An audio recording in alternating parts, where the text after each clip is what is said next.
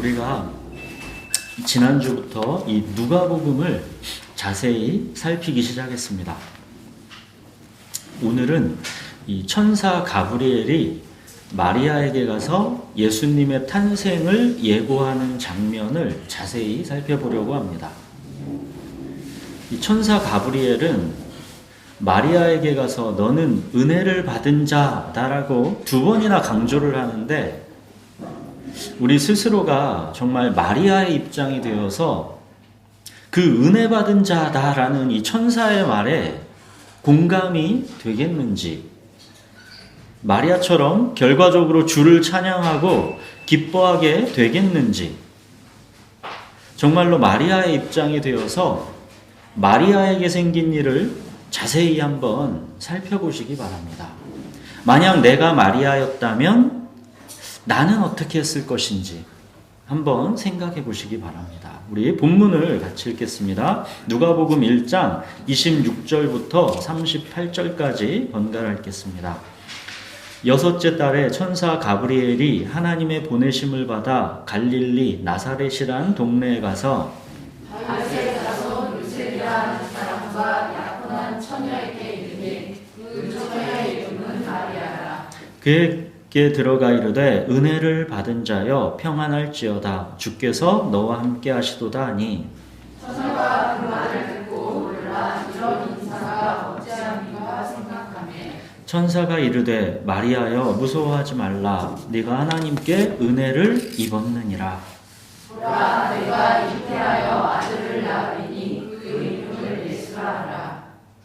그가 큰 자가 되고 지극히 높으신 이의 아들이라 일컬어질 것이요 주 하나님께서 그 조상 다윗의 왕위를 그에게 주시리니 영원히 야곱의 집을 왕으로 다스리시며 그 나라가 무궁하리라. 마리아가 천사에게 말하되 나는 남자를 알지 못하니 어찌 이 일이 있으리이까? 천사가 대답하여 이르되 성령이 내게 임하시고 지극히 높으신 이의 능력이 너를 덮으시리니 이러므로 나시와 거룩한 이는 하나님의 아들이라 일컬어지리라. 보라 네 친족 엘리사벳도 늙어서 아들을 배었느니라. 본래 임신하지 못한다고 알려진 이가 이미 6달이 되었나니 그저 하나님의 모든 말씀은 응하지 못하심이 없느니라. 마리아가 이르되 주의 여종이오니 말씀대로 내게 이루어지이다 하매 천사가 떠나가니라. 하나님의 보내심을 받은 천사 가브리엘이 마리아에게 왔습니다. 이유는 알 수 없지만 하나님께서 마리아를 지명하여 택하셨고 그녀를 부르시기 위해 천사 가브리엘을 보내신 것입니다.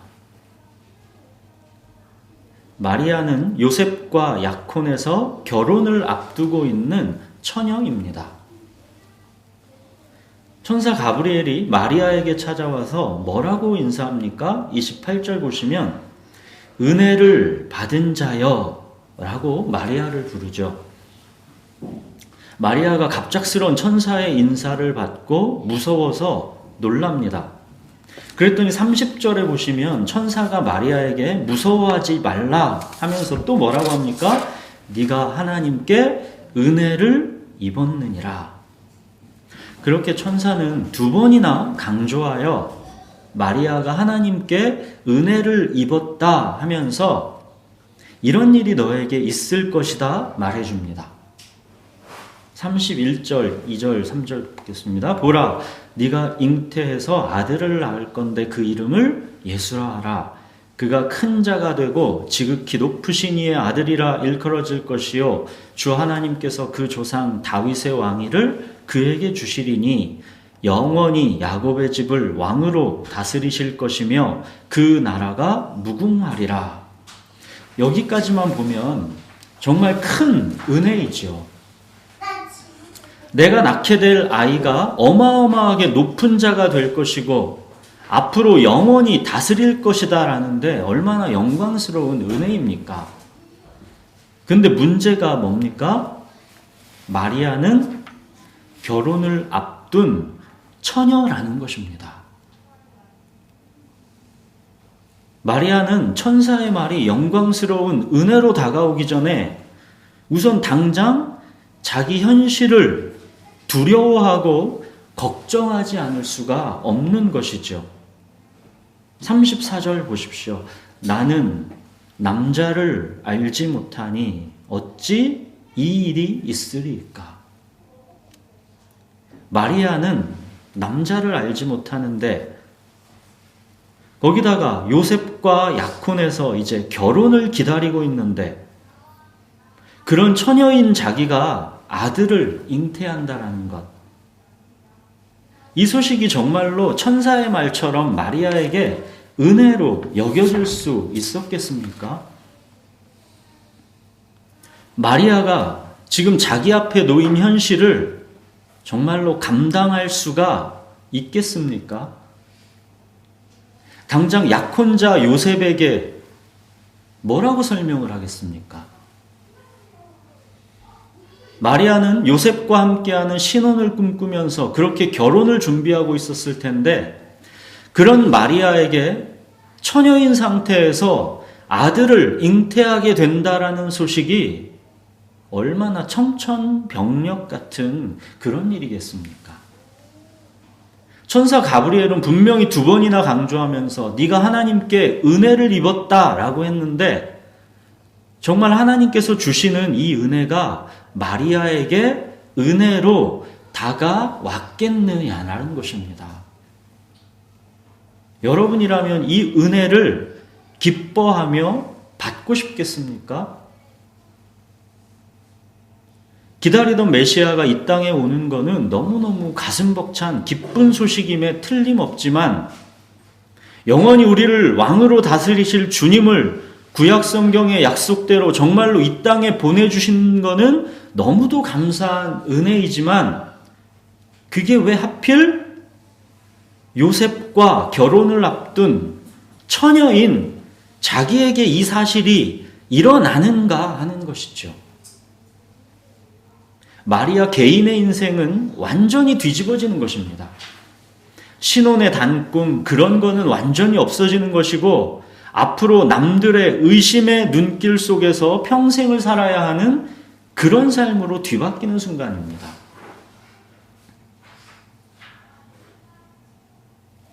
마리아가 이 사실을 어떻게 감당합니까? 마리아는 처녀인 자기에게서 아들이 잉태된다는 것도 너무 두렵고 못 믿을 이야기이고 그렇게 정말로 아들을 잉태했을 때 자기에게 닥칠 그 이후의 일도 도무지 스스로 감당할 수 없는 일로 두려웠을 것입니다. 그러나 하나님이 길을 내십니다. 마리아가 감당할 수 없는 일입니다. 마리아 생각에는 도무지 불가능한 일들이지만 하나님은 그 일을 직접 주도하고 끌고 가신다라는 것입니다. 35절 보십시오. 성령이 내게 임하시고 지극히 높으신 이의 능력이 너를 덮으시리니. 마리아 스스로 감당하는 것이 아니라 성령이 마리아에게 임하시는 것이고 지극히 높으신 이의 능력이 마리아를 덮으시는 것입니다. 마리아는 스스로의 힘으로 하나님의 은혜의 충만함을 감당하지 못합니다. 하나님의 은혜는 인간이 감당할 수 있는 것이 아닙니다. 하나님의 생각은 인간의 생각보다 높고 크고 다르기 때문에 하나님의 은혜는 너무 광대하고 감당키 어려운 것이기 때문에 어찌 보면 처음에는 그게 나한테 호의적인 은혜로 안 보이는 것이 당연합니다. 오히려 두렵고 무섭기만 하고 피하고 싶고 그냥 남들처럼 자기 행복이라는 틀 안에서 편안하게 살고 싶은 것입니다. 그래서 하나님께서 은혜를 주실 때는 성령이 임하시는 것이고 지극히 높으신 이의 능력이 그를 덮으시는 것입니다. 그래야만 은혜로 받을 수 있기 때문입니다. 마리아는 과연 처녀인 자기에게서 거룩하신 하나님의 아들이 잉태된다라는 것을 은혜로 받아들일 수 있을까요? 인류 구원의 이 어마어마한 순간이 지금 마리아라는 작은 여인 하나의 선택에 그 운명이 맡겨져 있는 것입니다. 우리는 여기서 하나님이 일하시는 방식을 살짝 엿볼 수가 있습니다. 하나님께서 주권적으로 모든 것을 행하시지만 그 일에 우리의 믿음의 선택을 요구하신다라는 것입니다. 인간의 자유의지를 하나님은 말할 수 없이 존중하신다라는 것입니다. 이거는 창세기 선악과 사건부터 이미 변함없이 이어져 오는 하나님의 방식입니다. 지금도 하나님은 마리아라는 여인 하나를 택하시고 부르셨습니다. 그러나 하나님은 그게 너무도 중요한 일이고 마리아뿐 아니라 인류 모두에게 복이 되는 일이어도 그 결정을 강제하지 않으시고 마리아의 믿음의 선택, 자발적 순종을 기다리고 계시는 것입니다. 멸망과 영생의 갈림길조차도 하나님은 인간에게 강제하지 않으신다라는 것입니다. 아니, 그러실 수가 없다라는 것입니다. 하나님은 문 밖에서 두드리시고 믿을 수 있도록 도우시고 힘을 주셔서 그 소리를 듣게 하시는 것이지, 소리를 안 듣고 문을 안 연다라고 해서 강제로 그 문을 열어버리시지는 않는다라는 것입니다. 우리가 지난 2년 동안 구약의 이스라엘 역사를 살펴보면서 이걸 계속 보아왔던 것이죠. 하나님은 끊임없이 반역하고 불순종하는 자기 백성을 위해 계속 그 다음의 일을 준비하시고 결국에는 지금 하나님의 아들 예수님을 이 땅에 보내시기까지 이르신 것입니다. 우리는 간혹 이런 생각을 하죠. 멸망과 영생의 갈림길일 만큼 그만큼 절박하고 중요한 일이라면 하나님께서 강제로라도 알아서 그냥 해버리시지. 왜 우리에게 믿음의 선택을 요구하시는가? 탕자가 집 나가겠다라고 하면 그가 나가서 고생할 게 뻔한 걸 다 알면 다리 몽둥이를 분질러서라도 주저앉히시지 왜 그 아버지는 마을 어귀에서 아들 돌아오기만을 매일같이 기다리시는가? 사랑하는 여러분, 이것은 하나님께서 무책임하시거나 방관하시는 게 아니라 역설적으로 그만큼 하나님께서 창조하신 인간이라는 존재가 말도 못하게 귀하다라는 것입니다. 온 땅의 창조주이신 하나님마저도 인간을 이렇게 존중하실 만큼 그렇게 인간은 귀한 존재라는 것입니다. 인간끼리는 서로를 도구로 대하고 이용하고 존중하지 않고 그냥 자기 생각에 옳은 것이면 막대하고 그렇게 우리가 살아가지만 한 영혼이 천하보다 귀하다 하는 것은 하나님께는 언제나 변함없는 사실이라는 것입니다. 여러분, 사람을 귀하게 여기십시오.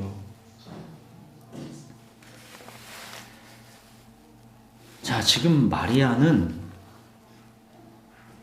번지 점프대 위에 올라가 있는 상태와 마찬가지입니다. 하나님의 은혜가 마리아를 번지 점프대 위에다가 올려놓은 것입니다. 마리아는 그 번지 점프대에서 두 발을 떼고 저 절벽을 향해 믿음으로 몸을 던질 수 있겠습니까? 성령이 내게 임하시고 지극히 높으신 이의 능력이 나를 덮으실 것임을 믿고 번지점프대에서 두 발을 뗄 수 있겠습니까? 자, 38절은 우리가 같이 읽겠습니다. 38절. 마리아가 이르되 주의 여종이오니 말씀대로 내게 이루어지이다 하매 천사가 떠나가니라. 주의 여종이오니 말씀대로 내게 이루어지이다. 어떤 순종이 지금 이 마리아의 순종만큼 아름다울 수 있겠습니까? 마리아는 자기가 감당할 수 없는 자기에게 주어진 운명을 그냥 다 받아들인 것입니다. 자기를 다 주님께 던지고 주님의 말씀대로 모든 것이 내게 이루어지기를 진심으로 받아들인 것입니다. 이로써 앞으로 자기가 감당해야 할 인생이 무엇인지 도무지 막막했을 것이지만 마리아는 그냥 모든 것을 주님만 의지하기로 결정한 것입니다. 주께서 하신 말씀이 반드시 이루어지리다 라고 믿은 것입니다. 성령이 내게 임하실 것이고 지극히 높으신 이의 능력이 나를 덮으시리다 라는 것. 마리아는 오직 주님께로 자기 전부를 맡긴 것입니다. 마리아의 인생은 앞으로 정말 어떻게 흘러갈까요? 지금 마리아라면 그게 짐작이나 되겠습니까? 당장 약혼자 요셉에게 뭐라고 설명하겠습니까? 이게 요셉에게 설명이 되는 일이겠습니까?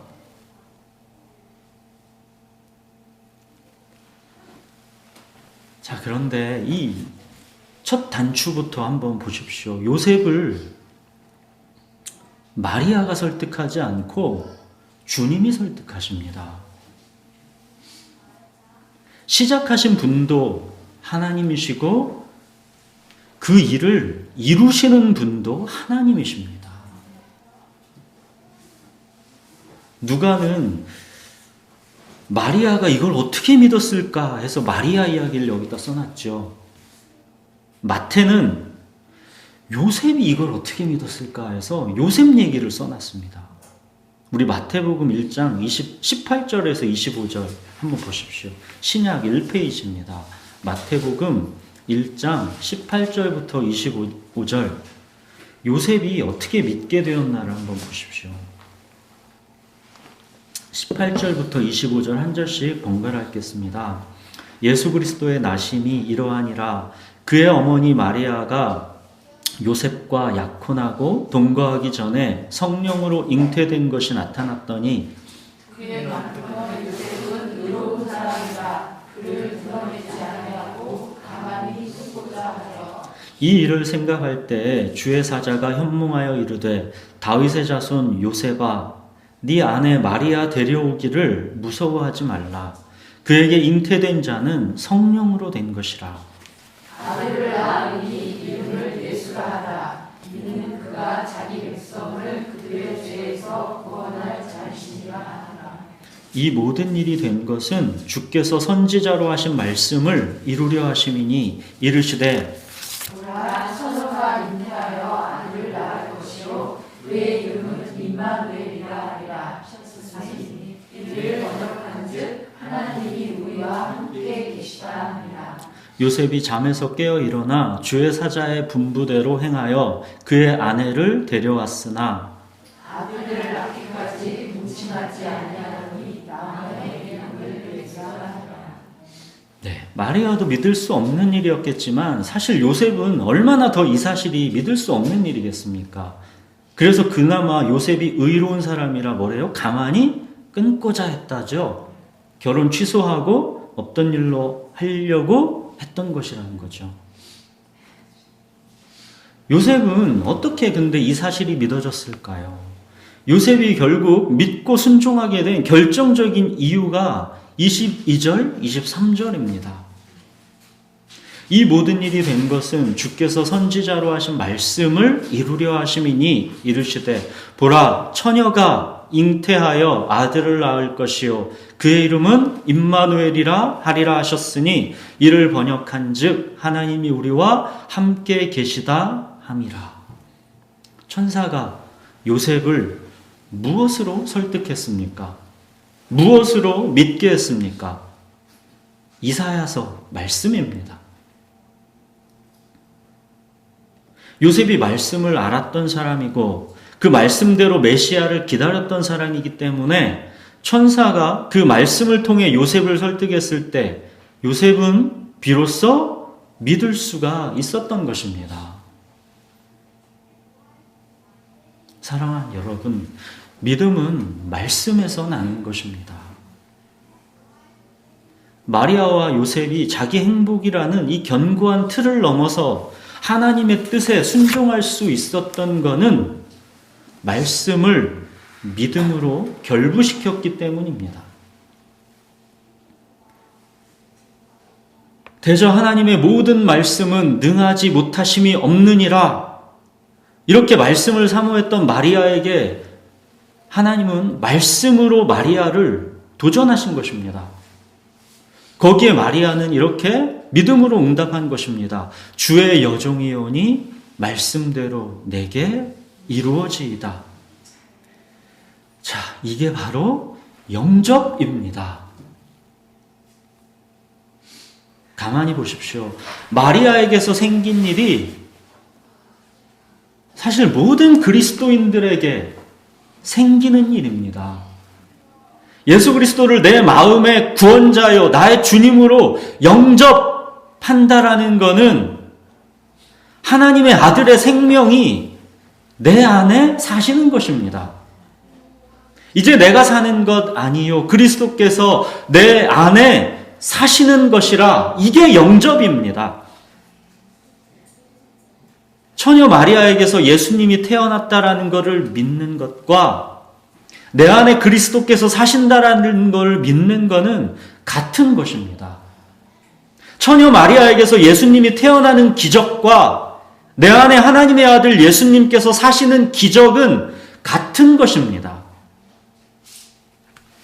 성령이 내게 임하시고 지극히 높으신 이의 능력이 너를 덮으시리니 이러므로 나실 바 거룩한 이는 하나님의 아들이라 일컬어지리라. 내가 예수님을 영접해서 이제 내 안에 예수님이 주님으로 계신다라는 것은 이제 성령이 내게 임하시고 지극히 높으신 이의 능력이 나를 덮으신다라는 것을 말하는 것입니다. 이제 내 안에 그리스도께서 사시는 것, 이게 영접입니다. 이 어마어마한 기적 앞에 나의 선택과 순종을 요구하시는 것입니다. 하나님의 은혜를 받은 자여, 네 안에 하나님의 아들 예수 그리스도가 사시게 하겠는가? 예수를 너의 구원자요 주님으로 영접하겠는가? 이걸 물으신 것입니다. 처녀 마리아에게 아이가 탄생하는 것만큼이나 예수님을 나의 구원자요 나의 주님으로 영접해서 이제 내 안에 예수님께서 사시는 것은 내 삶을 완전히 바꾸어 놓는 것입니다. 주의 여종이오니 말씀대로 내게 이루어지이다. 예수 그리스도를 나의 구원자요 나의 주님으로 영접한다라는 것은 마리아처럼 주의 여종이오니 말씀대로 내게 이루어지이다 라고 하는 것입니다. 자기 행복의 틀 안에서만 나를 위하여 나를 인도할 신으로 그렇게 여기는 것이 아니라 갈 바를 알지 못하지만 주님만을 의지해서 믿음의 순종, 그 그 한 걸음을 내딛는 것입니다. 사랑하는 여러분, 우리의 시선은 이 마리아의 이야기를 들으면서도 어쩔 수 없이 우리는 자기 행복이라는 이 틀 안에 갇혀 있어서 지금 마리아에게 임한 하나님의 은혜, 이 은혜라는 게 초점으로 들어오기보다 오히려 어떻습니까? 마리아의 순종, 여기에 우리의 초점이 오게 되죠. 어떻게 마리아가 여기에 순종했을까? 그러나 뒤이어 보시면 알겠지만 마리아는 하나님의 은혜가 자기에게 임한 이 사건을 기뻐하며 찬양하고 있습니다. 마리아는 이미 자기 행복이라는 틀을 넘어 하나님의 구원의 영광을 보고 있는 것입니다.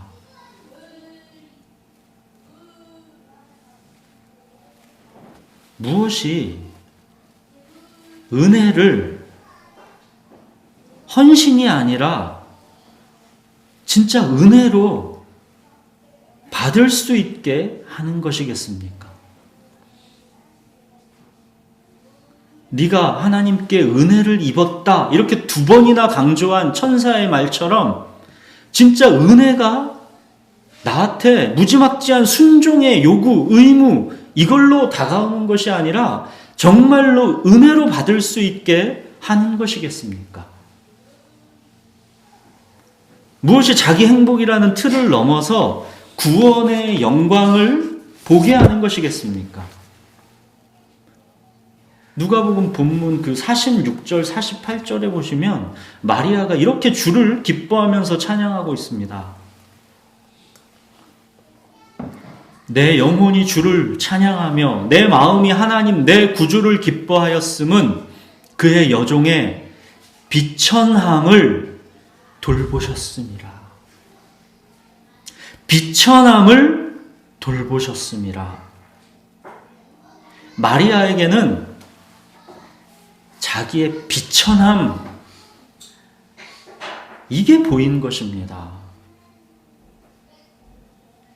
이거는 자기 개인의 비천함이기도 하지만 로마의 압제 속에서 신음하는 자기 민족 이스라엘의 그 비천함이기도 한 것이고 한평생 죽는 것이 무서워서 죽음의 종로를 탈 수밖에 없는 이 죄에 묶인 인생 전체의 비천함을 말하는 것이기도 한 것입니다. 비천함의 핵심은 목자 없는 양입니다. 목자 없는 양. 내가 아무리 이 땅에 사는 한평생 잘 먹고 잘 살아도 건강하고 행복하고 성공해도 목자 없는 양은 비천한 것입니다. 하나님의 은혜를 입은 자는 이 비천함에 대한 감각이 있는 것입니다. 목자 없는 양처럼 고생하고 기진합니다. 영혼에 채워지지 않는 뻥 뚫린 구멍이 있어서 안식이 없는 것입니다. 주님을 내 마음으로 모실 수 있는 것은 마음이 가난한 자에게 주어지는 복입니다. 나의 비천함을 아는 사람, 마음이 가난한 자만이 은혜로 받을 수 있습니다. 그래서 천국은 마음이 가난한 자의 것이다 라고 하시는 것입니다.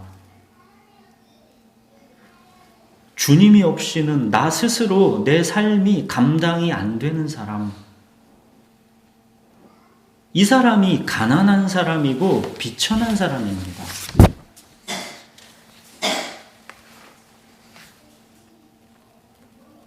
여러분, 사람들이 자기 삶을 엄청 자신하기도 하지만 정말 이 중요한 일에 있어서는 사실 자기 스스로 사람은 감당할 수가 없습니다. 무서운 죽음과 그 죽음의 원인인 이 죄의 문제, 여기에 있어서 인간은 자기 스스로 감당할 수 있는 게 아무것도 없습니다. 사랑하는 엄마가 병들어 아파서 매일같이 걱정이 되고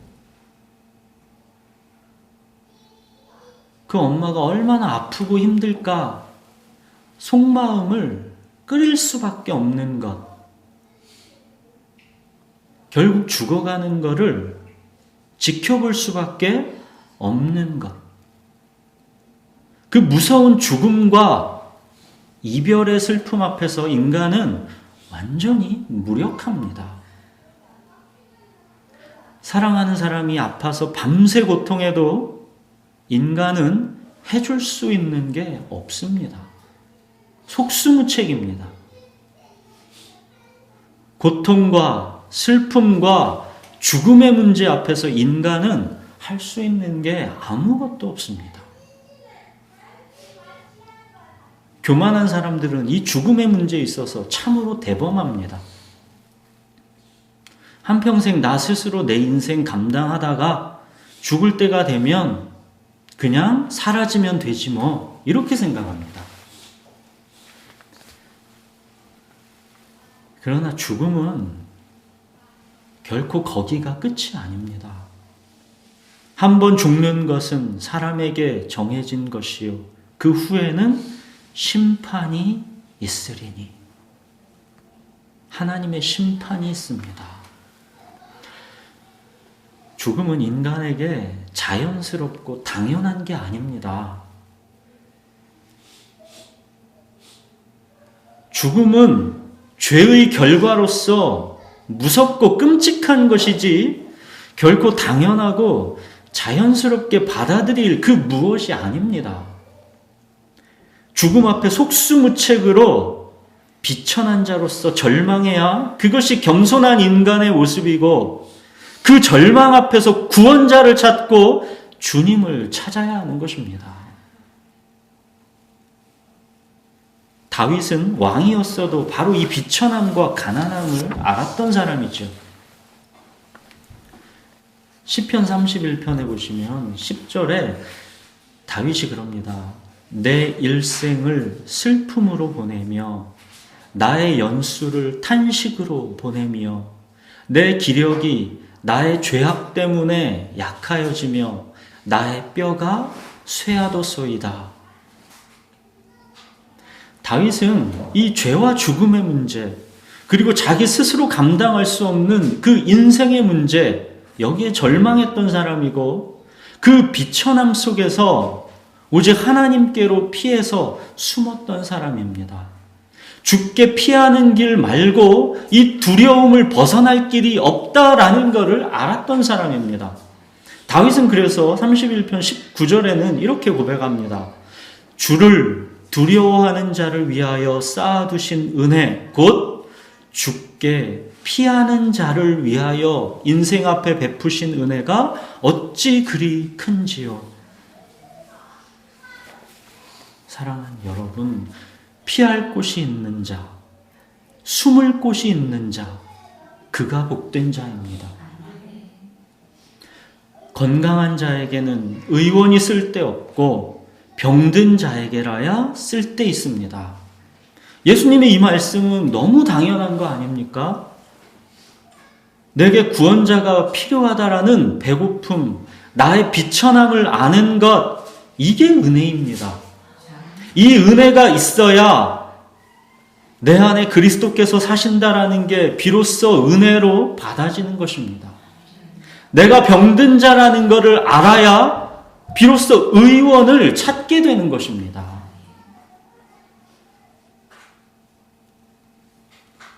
어느 찬송가의 가사처럼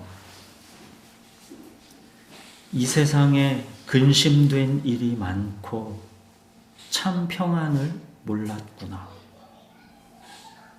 이 세상에 곤고한 일이 많고 참 쉬는 날 없었구나. 이 세상에 죄악된 일이 많고 참 죽을 일 쌓였구나. 주 예수의 구원의 은혜로다. 참 기쁘고 즐겁구나. 그 은혜를 영원히 누리겠네. 곧 평안히 쉬리로다. 인생이 스스로 감당이 안 돼서 가난함과 비천함 속에서 목자 없는 양처럼 기진하고 고생하다가 어느 날 목자이신 예수님께서 나를 찾아내서 나를 어깨에 둘러 매실 때 비로소 그 품 안에서 안식과 평안을 찾는 것입니다. 여러분, 건강한 자에게는 의원이 쓸데없습니다. 오직 병든 자에게라야 의원이 쓸데 있습니다. 오호라 나는 곤고한 사람이로다. 이 사망의 몸에서 누가 나를 건져내랴. 바울의 이 탄식에 공감해야 그 다음에 나오는 그리스도 예수 안에 있는 자에게는 결코 정죄함이 없다라는 말씀, 그 어느 것도 그리스도 예수 안에 있는 하나님의 사랑에서 나를 끊을 수 없다라는 말씀, 이게 그래야 복음으로 다가오는 것입니다. 다윗처럼 이미 밧세바를 범하고 우리아를 죽이고 나서 그 죄에 대해서 정죄를 받은 사람,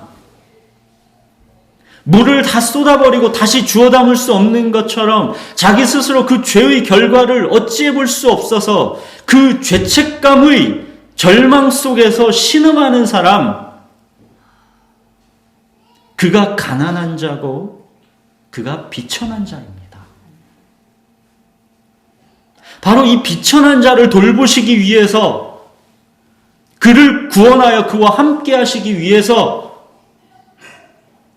세상 죄를 지고 가는 하나님의 어린 양, 세상 죄를 지고 가는 하나님의 어린 양, 예수 그리스도께서 인간의 몸으로 이 땅에 오신 것입니다. 목자 없는 양같이 기진하고 고생해서 죄책감에 헤매고 있는 인생을 우리의 목자이신 주님이 찾아오신 것입니다. 그리고 이제 내 안에 사시면서 나와 함께 하시는 것입니다.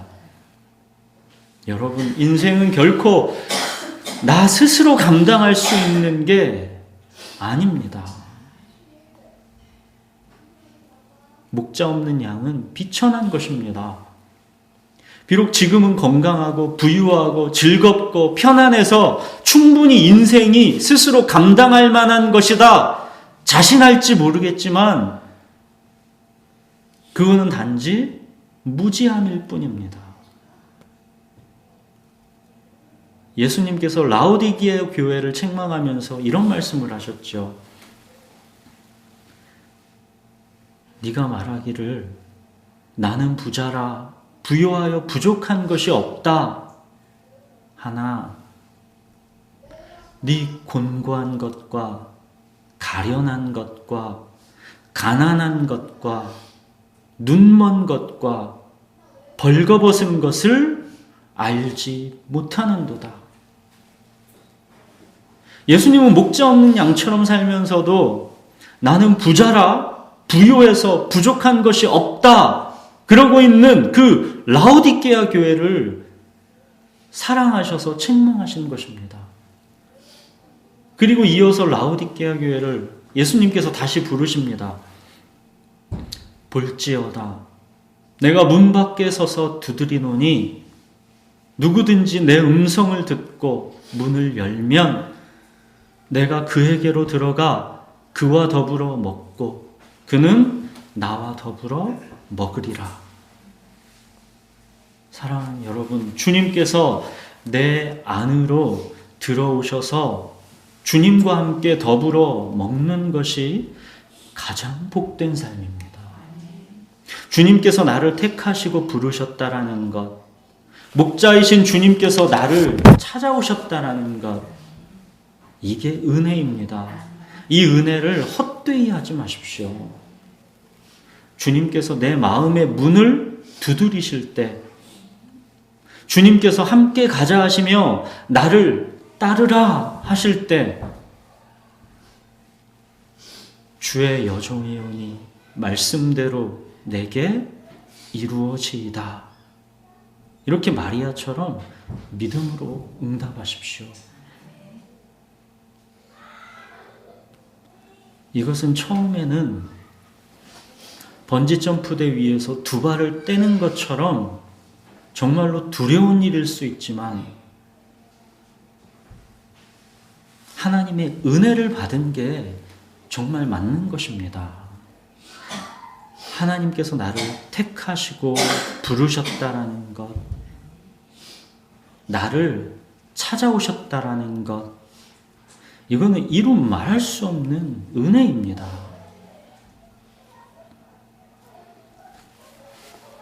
시편에서 문들아 너희 머리를 들지어다, 영광의 영원한 문들아 들릴지어다, 영광의 왕이 들어가시리로다. 영광의 왕이 누구시냐? 강하고 능한 여호와시요 전쟁에 능한 여호와시로다. 사랑하는 여러분, 우리에게는 스스로 인생을 감당할 수 없는 가난하고 비천한 우리에게는 강하고 능한 여호와, 전쟁에 능한 여호와, 영광의 왕이신 만군의 여호와가 필요합니다. 강하고 능한 영광의 왕이신 주님이 우리와 함께 하셔서 우리 스스로 감당할 수 없는 우리의 삶을 감당해 주셔야 합니다. 영광의 왕이 들어가시도록 여러분의 마음의 문을 들어 올리십시오. 우리가 스스로 감당할 수 없는 삶을 모든 게 합력해서 선을 이루는 삶으로 바꾸어내기 위해서 영광의 왕께서 우리에게 들어오시는 것입니다. 죽기를 무서워해서 한평생 죽음의 종로로 탈 수밖에 없는 인생을 죄책감으로 두려워하고 허무함으로 방황하는 그 인생을 구원해서 자유케 하기 위해 영광의 왕이신 우리의 주님이 우리의 속으로 들어오시는 것입니다. 이걸 영접이라고 하는 것입니다. 주의 여종이오니 말씀대로 내게 이루어지이다. 이렇게 여러분 마음의 문을 들어 올리십시오. 영광의 왕 우리의 주님을 맞아들이십시오. 우리 기도하겠습니다.